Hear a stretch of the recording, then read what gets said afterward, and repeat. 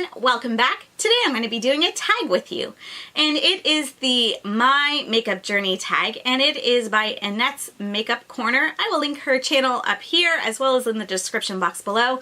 I will link her channel as well as her video with the tag on it so that you can go and see her answers and check out her channel to see what she's like. Yeah, so let's get into it. The first question in this tag is, how old were you when you started wearing makeup? And I started wearing makeup, I believe I was around 13. I was in grade 8. I started with like eyeliner and mascara, I think. That's pretty much the only thing I wore. I mean, when I was a little bit younger, it was all about the Bonnie Bell lip smackers and that sort of thing. But actual makeup, I remember being in grade 8 and wearing eyeliner and mascara for sure. Number 2. Have you ever gone through any makeup phases you look back on now and think, WTF was I doing? I think one of the main things that I think back on was with my brows. Being a teenager in the 90s, they were thin and arched, and now I don't have a lot of brows. And when I look at it now, those pictures, it was in style, so I mean it wasn't a big deal, but now I'm kind of living with the consequences of over plucking and that sort of thing. So I kind of want to go back and slap myself and say, don't do it. But I don't know if it's a WTF kind of thing. It's just more of a future you is not going to be impressed with what you've done to your brows. Number 3, have you ever been in a makeup rut where you did the same look for a long period of time? And I would have to say probably yes. In the early 2000s, back when I was in my early 20s, I went through 2 or 3 quads from Avon and they were all the same. And there was 2 different ones that I had. I had one that was like all browns that had like an ivory kind of cream color in it, and it was all matte, and then it had various shades of brown, like a medium, a light, a medium, and a deep, and I went through I think 2 of those.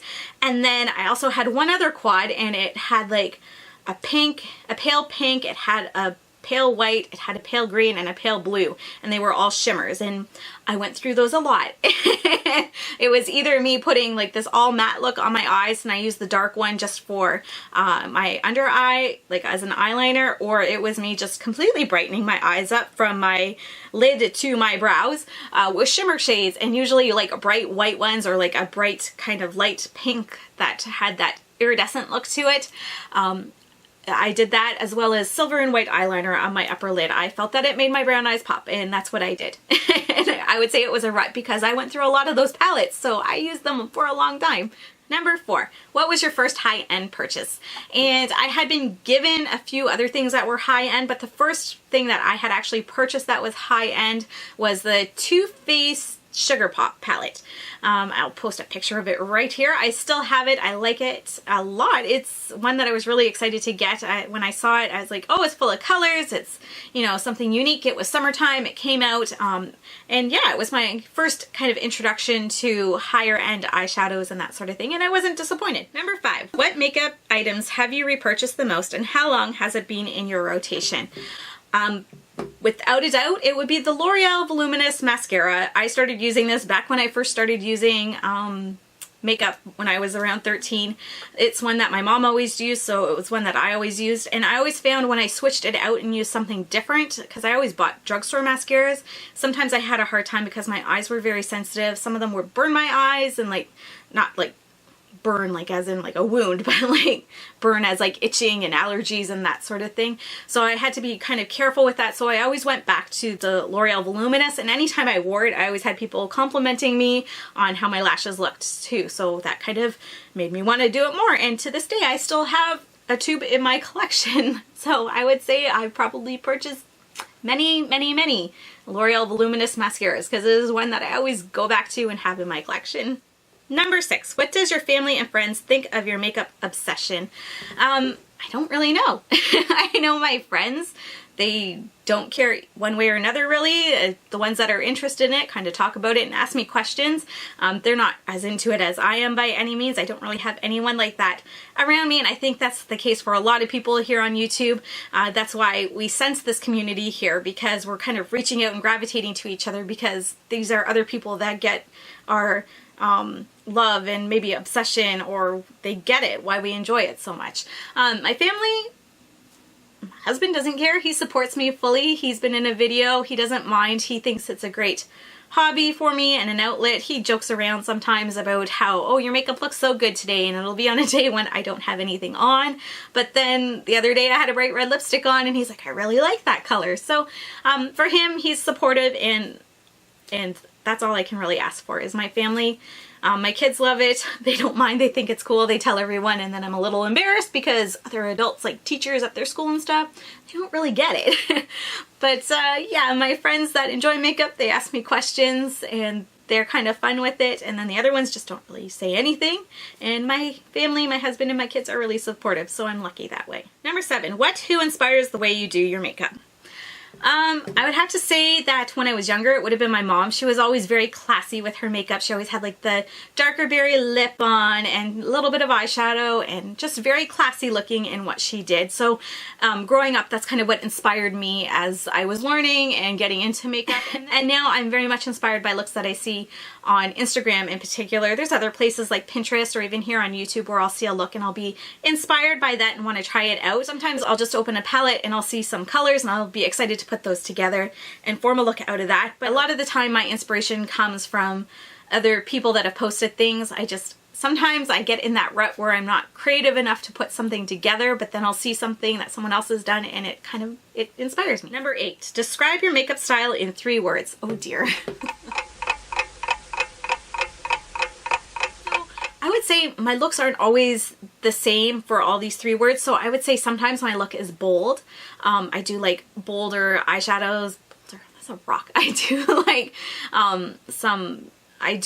an eyeshadow look that has like the jewel tones or the brightness to it and that sort of thing. I don't shy away from that. But then there's other times where it's very classic, where I'm just going for a more natural, clean, classic look. So I would say bold at times and classic at times, but then as well as I'm always going for more of a flattering look. I like to have my eyelashes accentuated just because they are pretty long, and so I like to kind of, you know, play off those a little bit. And I'm not one to do things just because it's a trend if I feel that it's unattractive on me.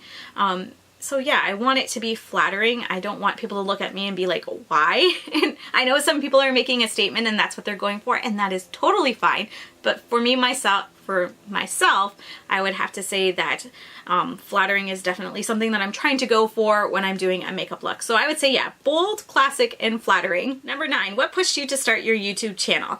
And I actually had a blog a few years ago. It was called Let's Play with Makeup, and I really loved doing it. I loved writing for it, and I really enjoyed the whole process of it. But it took a lot of time and a lot of work because I was one that I was writing it all out as a draft to start, and then I would edit it, and then I would put it online, and then I would have to take pictures and upload them and put them on. And if I was doing like a tutorial, it was like a ton of pictures I had to try and figure out how to take and put them online. And my computer that I had at the time was super slow and it was not fun. And so yeah, between writing out a draft and editing it and getting it up online and then taking pictures and getting them up, just because my computer was so slow, I mean, it took, I don't know, it took hours and hours to do one blog post for me to have it in something that I was proud of to put up. So it took a long time. So I eventually just stopped because I knew my husband wasn't happy with the amount of time it was taking, and I was getting upset because I really wanted to do it, but at the same time I didn't want it to take so much time and I was getting frustrated.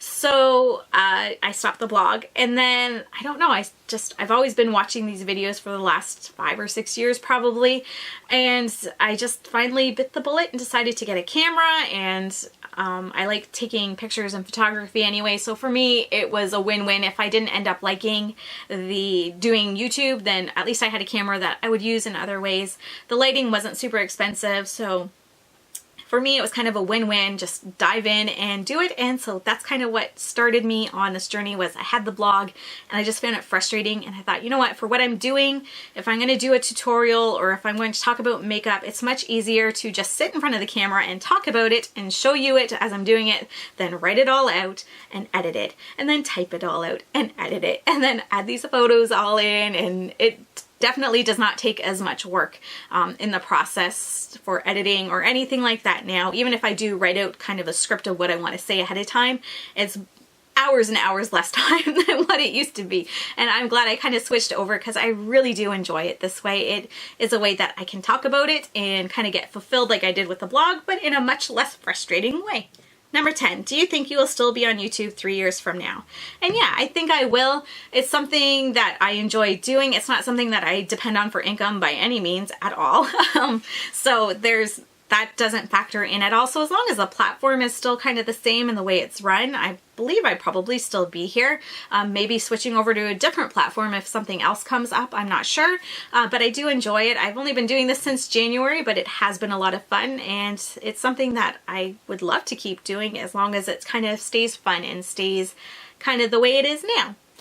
And those are all the questions. I will leave them in the description box below so you can check them out if you would like to do this tag. If you have a channel here and you'd like to do it, go ahead and do it. I would love to see your video. If you don't have a channel but you want to answer these questions, go on and do it in the comments below. Again, I would really enjoy seeing your makeup journey and the answers to these questions. Thank you to Annette for putting this tag together. It was a lot of fun and I really enjoyed doing it. If you enjoyed this video, go ahead and give it a thumbs up. Don't forget to subscribe if you haven't already. Thank you so much for watching, everyone. I hope you have a great day. Bye-bye.